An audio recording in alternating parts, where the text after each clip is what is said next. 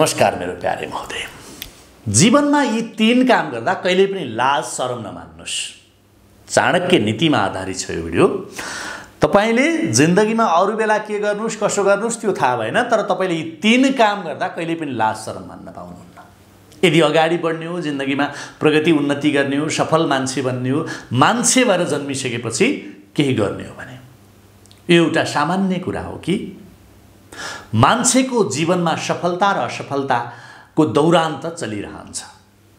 तर यदि तपाईले चाणक्य नीतिमा आचार्य चाणक्यले बताएका नियमहरूको पालना गर्नुभयो भने अवश्य पनि तपाईं आफ्नो असफलतालाई सफलतामा बदल्न सक्नुहुन्छ। त्यसकारण आज म चाणक्य नीतिमा आचार्य चाणक्यले बताएका यी तीन कुराहरू बताउँछु, जुन कुरालाई मनुष्यले बेशर्म निर्लज्ज भएर पनि स्वीकार गर्यो भने ऊ असफल हुँदै हुँदैन, ऊ एक दिन अवश्यमेव सफल हुन्छ भनेर चाणक्यले बताएका छन्, आचार्य चाणक्यले बताएका छन्। कुन तीन परिस्थिति, कुन तीन अवस्थामा त आउनुस् जानिराखौँ न, हामीलाई पनि काम लाग्छ नि, हैन। नम्बर 1, उधारो भन्ने कुरा त हामी सबैलाई थाहा छ नि। मान्छेको जीवनमा एउटा ग्रहण जस्तै हुन्छ उधारो भन्ने कुरा, ग्रहण जस्तै बनेर रहन्छ। किनकि एक पटक उधारो लिएर त्यसलाई चुकाउनमा तपाई सक्षम हुनु भएन भने यो तपाईका लागि बहुत ठूलो समस्या हुन्छ, बहुत कठिन समस्या बन्छ। न निल्नु न ओकल्नुको अवस्था आउँछ यस्तो समयमा।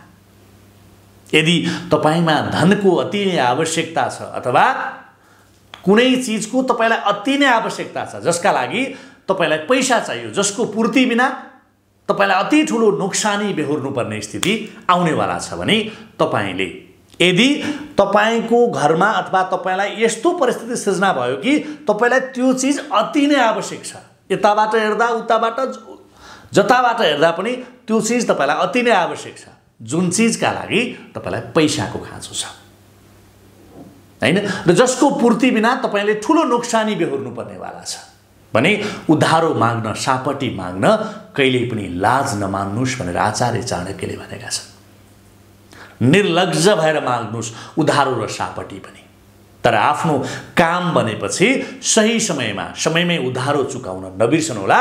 तर यदि वास्तविक आवश्यकताको बोध भएको समयमा तपाईले उधारो सापटी माग्न पनि कहिले पनि नहचकचिनु होला, नहिचकिचाउनु होला। बहुत महत्त्वपूर्ण कुरा हो। जीवनमा कतिखेर कस्तो समस्या आउँछ त्यसका बारेमा कसैले पनि केही भन्न सक्दैन, किनकि जीवन नै समस्याको जालो हो कि होइन? जीवन भनेकै यो समस्याको जालो हो र शास्त्र पनि यही भन्छ है। अब समाधान चाहिँ धन हो। यदि तपाई कुनै व्यापारिक कारोबार गर्दै हुनुहुन्छ भने अथवा कुनै व्यापार व्यवसाय तपाई गर्दै हुनुहुन्छ भने तपाई सापटी धन माग्नका लागि लाज मान्दै नमान्नुस्। तपाईले कुनै एउटा त्यस्तो काम गर्दै हुनुहुन्छ जुन काम गरेर तपाईले उन्नति प्रगति गर्न चाहनुहुन्छ, तपाईले जीवनमा केही गर्न सकिएन, अर्काको जागिर खाँदा खाँदा वाक्क हुनुभयो, अब आफ्नै व्यापार व्यवसाय गर्छु भनेर तपाई कसिनुभयो, तर त्यो परिस्थितिमा तपाईसँग पैसा छैन भने तपाईले त्यस्तो परिस्थितिमा पनि तपाईले सापटी माग्नका लागि कहिले पनि लाज नमान्नुस्। व्यापारमा यसो गर्न सकिएन भने कहिले पनि अगाडि बढ्न सकिँदैन। उधारो वा सापटीसँग डराउने मान्छेले कहिले पनि व्यापार गर्न सक्दैन। तसर्थ व्यापारमा तपाईले यो कुरालाई पनि अनुसरण गर्न जरुरी छ कि तपाईलाई परिआएको अवस्थामा उधारो, सापटी उधारोको जरुरत पर्छ, यो कुरा तपाईले जानिराख्न जरुरी छ। कहिले पनि यो कुरा तपाईले नबिर्सनु होला। नम्बर 1। अब पालो 2, तपाईले जसरी तपाईलाई तपाईको आवश्यकता पूर्ति गर्नका लागि, अति नै आवश्यक परेको चीज प्राप्त गर्नका लागि अथवा कुनै त्यस्तो महत्त्वपूर्ण कार्य गर्नका लागि तपाईलाई धन पैसा चाहिएको बेलामा तपाईले उधारो वा सापटी माग्न लाज मान्नु हुँदैन। त्यसैगरी कुनै पनि व्यक्तिले सिकाइका क्रममा, मतलब कुनै पनि कुरा सिक्दाखेरि लाज मान्यो भने, शर्म मान्यो भने उसले कहिल्यै पनि अगाडि बढ्न सक्दैन जीवनमा। त्यस्तो व्यक्ति सधैँ पछाडि नै पर्छ। आचार्य चाणक्यका अनुसार शिक्षा अथवा ज्ञान प्राप्त गर्ने समयमा कहिल्यै पनि कसैसँग लाज शर्म मान्नु हुँदैन। कैयन पटक तपाईले पनि देख्नु भएको होला, छात्र वा छात्रा शिक्षकसँग लाज मान्दा कैयन पटक उनीहरू फेल भएका हुन्छन् हैन। आफूले नबुझेको कुरा शिक्षकसँग नसोध्दा लाजको कारणले उनीहरूले आफूले थाहा नपाएको कुरा नबुझेको कुरा पनि टिचरसँग सोध्न डराउँछन् अथवा उनीहरू सोध्दैनन्। हैन, उनीहरूलाई के लाग्छ भने सोद्धाखेरि आफ्नो बेइज्जत हुन्छ, साथीहरूका अगाडि लाज हुन्छ भनेर जस्तो फिल गर्छन्, जसको कारण उनीहरू फेल हुन्छन्। तसर्थ शिक्षा प्राप्त गर्ने समयमा लाज शर्म मान्ने मान्छेले जीवनमा कहिल्यै पनि राम्रो स्थान प्राप्त गर्न सक्दैन। चेतना भया शिक्षा ग्रहण गर्ने बेलामा कहिल्यै पनि लाज शर्म भन्ने कुरा मान्दैन मान्नुस्। सिकाइको क्रमको कुरा गर्दैछु। ज्ञान हासिल गर्ने समयमा कसैसँग पनि लाज नमान्नुस्। यदि नबुझेको कुरा छ भने तत्काल आफ्नो शिक्षक अथवा गुरु अथवा तपाईको ट्रेनरसँग सोध्न जरुरी हुन्छ। यो कुरालाई पनि नबिर्सौँला। अब पालो नम्बर 3 को। जसरी हामीले शिक्षा ग्रहण गर्ने बेलामा लाज मान्नु हुँदैन, जसरी हाम्रा आवश्यकताहरू टार्नका लागि परिआएको कठिन परिस्थितिमा उधारो सापटी माग्न लाज हुँदैन, त्यसैगरी जो मान्छेले भोजन ग्रहण गर्ने समयमा लाज शरम मान्छ नि, उसले जीवनमा कुनै पनि महत्त्वपूर्ण उपलब्धि हासिल गर्न नसक्ने कुरा आचार्य चाणक्यले आफ्नो नीति पुस्तक चाणक्य नीतिमा बताउनु भएको छ। यस्तो गर्ने मान्छेले जीवनमा धेरै भन्दा धेरै दुःख र सङ्कटको सामना गर्नुपर्ने हुन्छ भनेर बताइएको छ। स्वयं आफ्नै कारणले जसले आफ्नो लागि आफ्नो शरीरको लागि अन्न ग्रहण गर्दा लाज मान्छ, उसको जीवनसँग जोडिने साथीभाइ वा जीवन साथीकै लागि उसले के गर्न सक्ला।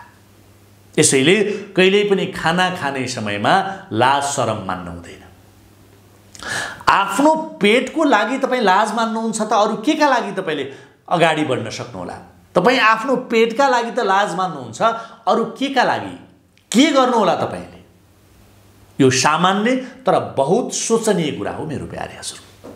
दर्शकवृन्द, यी 3 कुरा जुन 3 मा तपाईले लाज मान्नुभयो भने, शर्म मान्नुभयो भने तपाईँ कहिले पनि अगाडि बढ्न सक्नुहुन्न। लेखेर राख्नुहोस्।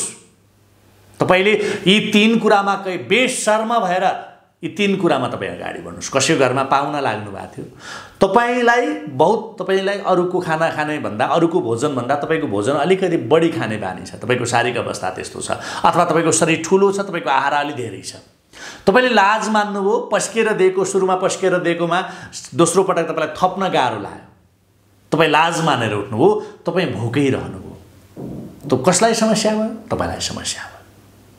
यी 3 कुराले नै तपाईलाई सफल बनाउन सक्छ भने यी 3 कुरामा तपाईँ पछाडि हट्नुभयो भने तपाईँ सफल कहिल्यै पनि बन्न सक्नुहुन्न, असफल हुने तपाईँ नै हो। कुन परिस्थितिमा कसरी चल्ने भन्ने कुरा यी 3 कुराले निर्धारण गर्छ। कुन परिस्थितिमा कसरी चल्ने भन्ने कुरा यी 3 कुराले प्रश्न पार्छ मेरो प्यारे महोदय। खुद आफ्नो सफलताको भागलाई आफै नरोक्नुस् मेरो प्यारे महोदय। यसर्थ आचार्य चाणक्यले नीति पुस्तक चाणक्य नीतिमा बताएको सन्दर्भ आज मैले तपाईलाई शेयर गरेको। समय छँदै आफूले आफ्नो लागि लिनुस्, छुट्याउनुस्। लाज शरम यस्ता कुरामा कहिल्यै पनि नमान्नुस्। जहाँ लाज मान्दा तपाईको पेट भोको रहन्छ, जहाँ लाज मान्दा तपाईको आवश्यकताको परिपूर्ति हुँदैन, जहाँ लाज मान्दा तपाईँ केही सिक्न पाउनुहुन्न, त तपाईले कति कुराहरूबाट तपाईँ विमुख हुनुहुन्छ होला त। खाली पेटमा गाएको भजन पनि भगवानले सुन्नुहुन्न, किनकि भोजन बिना शरीरलाई शक्ति प्राप्त हुँदैन। व्यवहार र व्यापार चलाउन सके धन प्राप्त हुने हो, व्यवहार र व्यापार चलाउन नसके धन प्राप्त हुँदैन। ज्ञान हासिल गर्न नसक्ने अज्ञानीलाई भगवानले पनि शरणमा लिनुहुन्न मेरो प्यारे महोदय। यो कुरा बुझिराख्नुस्, यो कुरा जानिराख्नुस्, ताकि तपाईको जीवन असफलताको कित्तामा नपरोस्। ल त आजको विषयवस्तु यति नै। आचार्य चाणक्यले आफ्नो नीति पुस्तक चाणक्य नीतिमा बताउनु भएको यो छोटो सन्दर्भलाई यतै बिट मार्ने अनुमति माग्छु। जय होस्।